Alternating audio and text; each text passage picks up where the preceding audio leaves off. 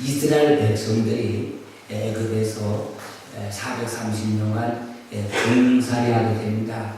노예 생활합니다. 근데 하나님께서 아브라함과의 그 언약, 그 약속에 따라 그들이 이방인의 객이 되어 종살이하다가 430년 만에 그들이 구출을 받습니다. 원래는 400년 만에 나가야 되는데 가나안 땅의 제약이 관용하지 않아서 꽉 차지 않아서 하나님께서는 가나안에 이제 30년간 또 회개의 기회를 주시기 위해서 시간이 조금 더 늦춥니다.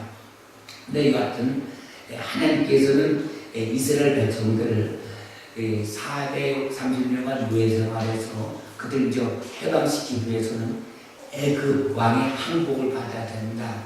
그래서 애굽 나라의 10가지 그 재앙을 내리게 될 때에 마침내 애굽 왕이 항복을 합니다. 그래서 그들을 도와줍니다.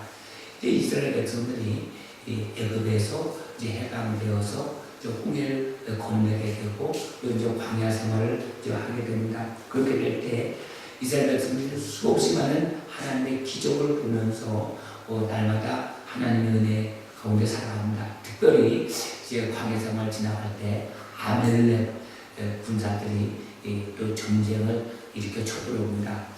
그래서 누비딤이라는 곳에서 모세가 산에서 기도를 합니다. 여호수아가 대장이 되어서 싸웁니다. 근데 놀라운 것은 모세가 기도할 때는 전쟁에서 이스라엘 백성들이 이기는데 팔이 앞에서 기도를 멈추고 손을 내려오면 이스라엘 백성들이 전쟁에서 자꾸 패합니다. 군인수가 자꾸 죽어나갑니다.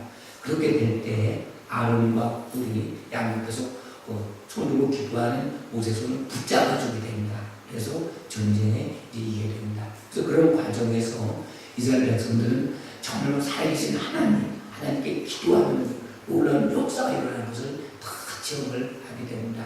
그러다가 이제 시내산에 이를 때 모세가 하나님께 40일간 기도하면서 십계명도 받고 또 성막 짓는 것도 받고 또 이스라엘 백성들이 성막을 짓게 되면 그 안에서 제사드리기 위해서 번제 또 속죄제 또 여러 가지 제사법 그런 것을 다 하나님께 40일 동안 이렇게 받게 됩니다. 그런데 산 밑에서는 막 난리가 났습니다.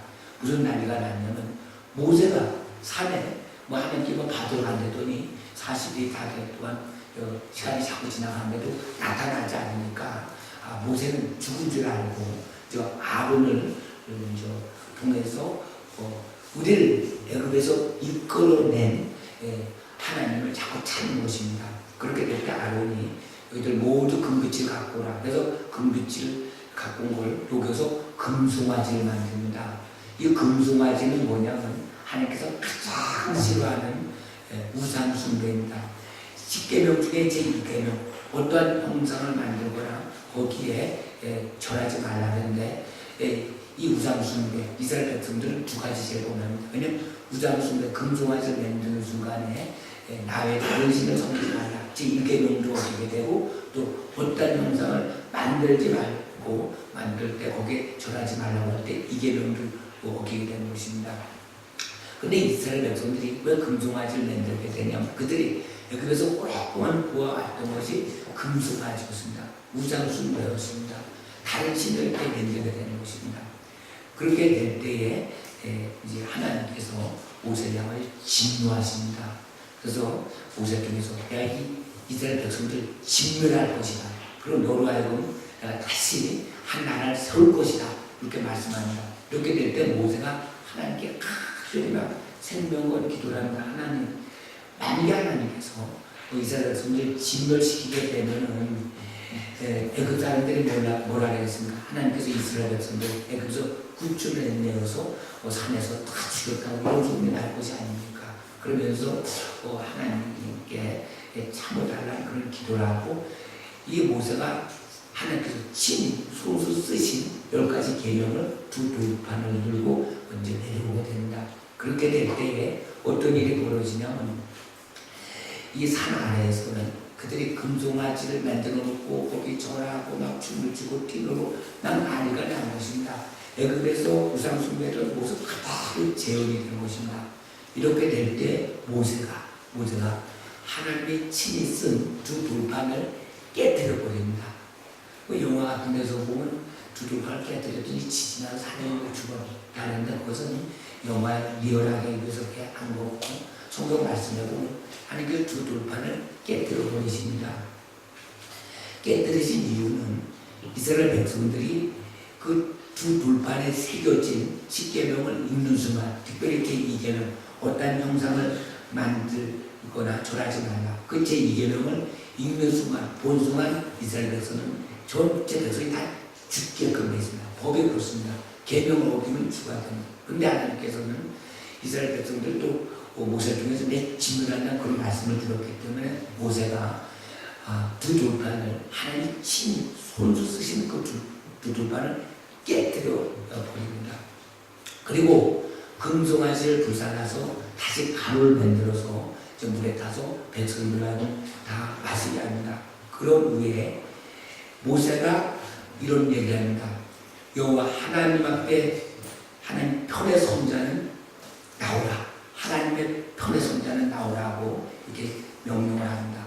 그렇게 될 때에 그 많은 장정만 60만 명, 어린이 노약자 모두 합쳐서 200만 명이나 되는 그 숫자 중에서 네 지파 민수기 그 4장 48절에 보면은 네 지파 인구수를 계산하게 될 때에 30세에서 50세의 숫자가 8,580명, 그러니까 약 9천 명도 안 되는 숫자.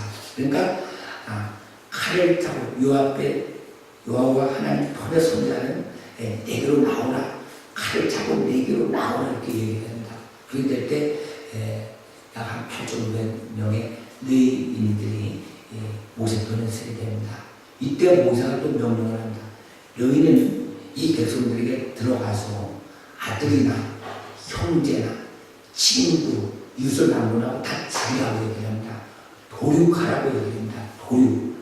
그래서 결국은 3,000명을 죽이게 됩니다. 3,000명이라는 숫자는 그러니까 한 8,000명, 한 9,000명의 숫자, 3명이 한 명 정도를 죽이게 됩니다.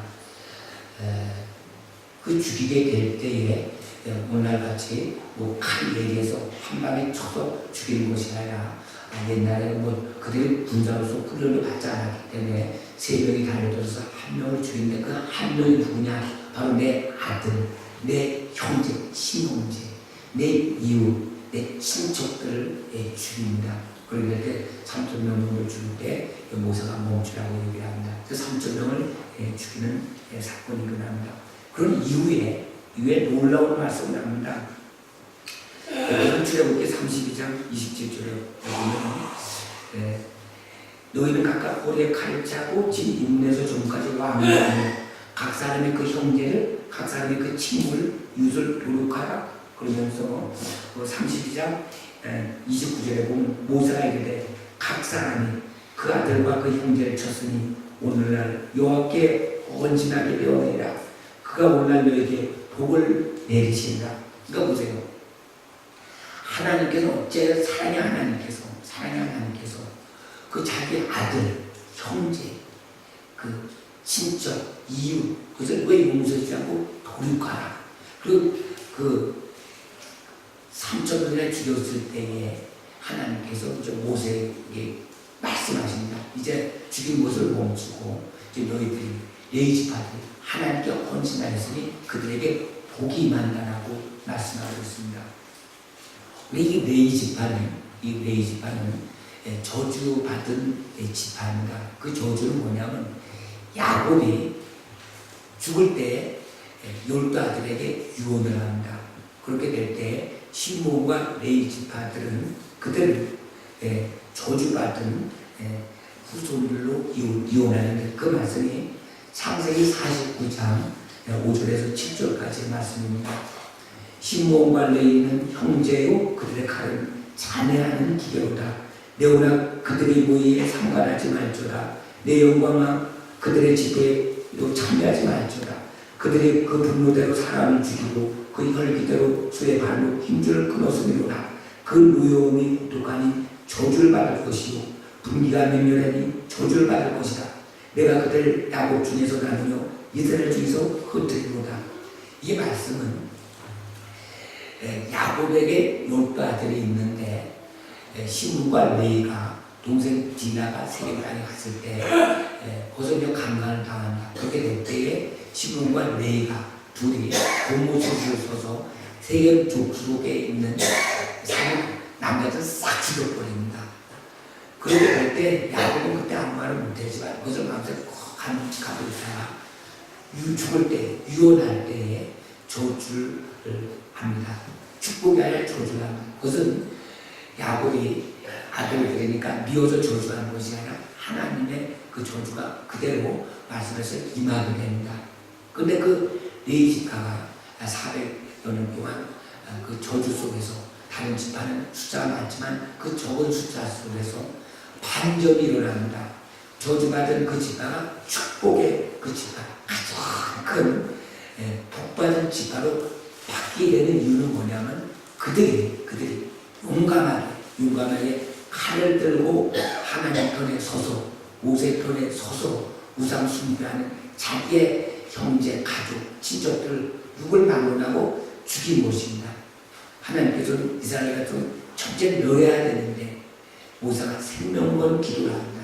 그리고 모세가 앞서서 결국 자기 백성들의 징계를 하는데 이스라엘 백성들에게는 회개의 기회가 있었습니다.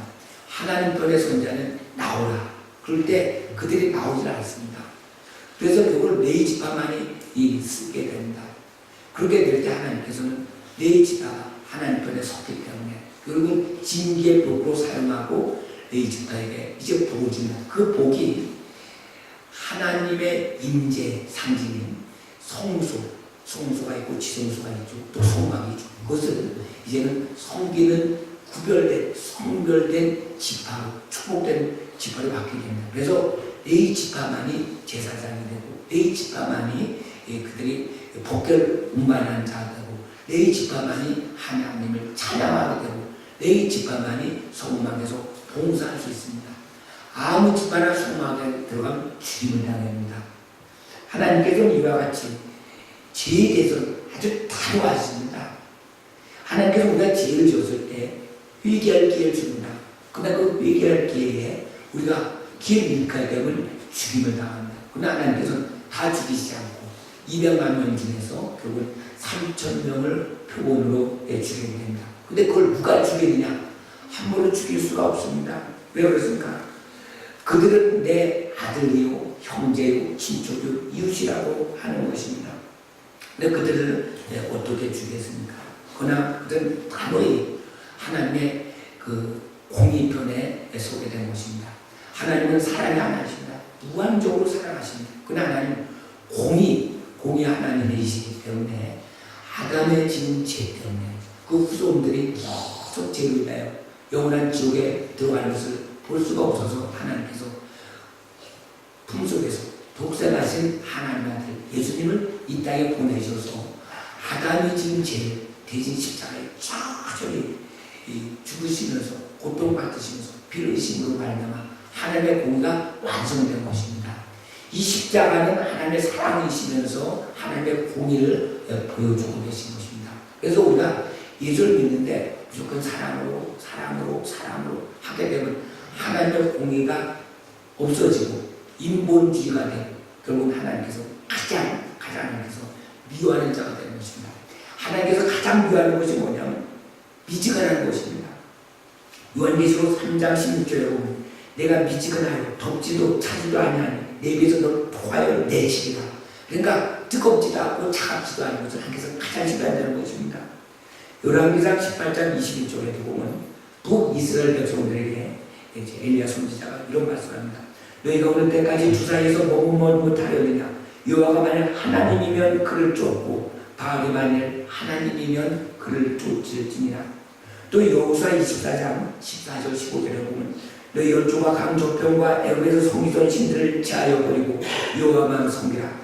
만일 여호와를 섬기는 것이 너희에게 좋지 않게 보이거든 너희 열조가 강조편에서 섬기던 신이든지 공로에 구하는 단 아무리 사람의 집이든지 너희 손길 자를 오늘날 택하라.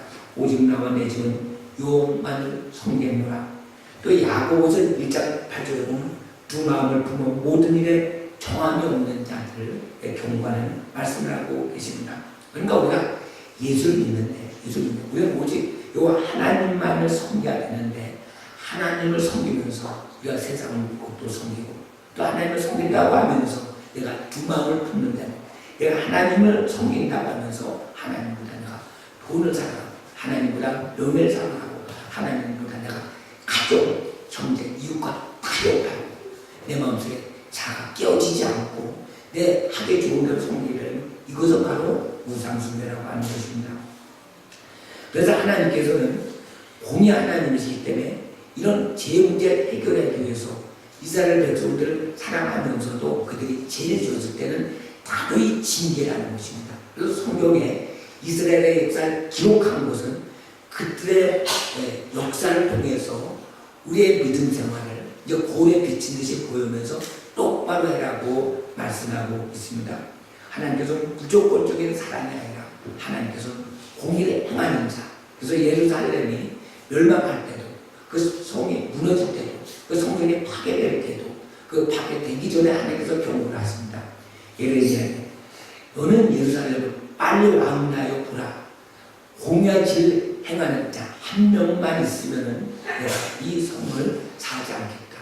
예루살렘 성을 지켜주겠다는 것입니다. 그들에게 기도 많이 한 사람, 사랑 많이 한 사람, 많이 구제한 사람을 찾는 것이 아니라 공의와 진을 행하는 자. 그래서 우리가 이 마지막 시대에 살아가고 있습니다. 주님 오시기 가까운 이 시점에 주님 오시기 어떤 일이 벌어지죠? 사랑이 식어진답니다. 불법이 성행해진다는 것입니다. 첫째, 시진과 기근이 일어난다는 것입니다. 난리와 소음이 일어난다는 것입니다. 그리고 모든 일들이 성경의 징조대로 이렇게 되어가고 있는 이 시대에 주님께서 오시기 전에 먼저 배두의 물결이 일어난다는 것입니다. 많은 사람들이 이 예수님을 이제 배반한다는 것입니다. 사랑하는 성도들, 우리가 사랑이라는 미명 아래, 화합이라는 미명 아래 우리가 다른 어떤 것도 타협하는 순간 하나님과 우리는 끊어지지, 그 관계가 끊어진다고 하는 것입니다. 여러분 우리가 뭐 부부싸움할 수도 있어요. 친구끼리 싸울 수도 있어요. 뭐 거짓말할 수도 있어요.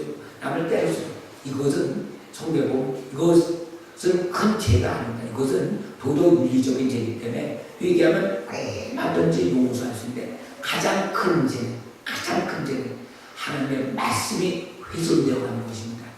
이 진리가 훼손되어 가는 것입니다. 그리고 또 가장 큰 죄는 침묵 방관하는 것입니다. 그렇기 때문에 우리가 이 시대를 바라볼 때 오직 성경 말씀 외에 그 어떠한 것도 정말 하나님께서 명령하신 말씀에서 벗어나게 되면 그것은 가장 큰 죄가 되는 것입니다. 그러니까 오직 우리는 하나님 한 분만을 택해야 됩니다. 오직 성경, 오직 믿음, 오직 하나님의 은혜. 그러니까 내가 잘나고 이롭고 많은 일에서 구원받는 것이 아니라 하나님의 은혜가 임할 때 우리가 구원되는 거예요. 천국에 들어가는 것입니다. 내 선행으로 위로 되는 것이 아닙니다. 우리는 하나님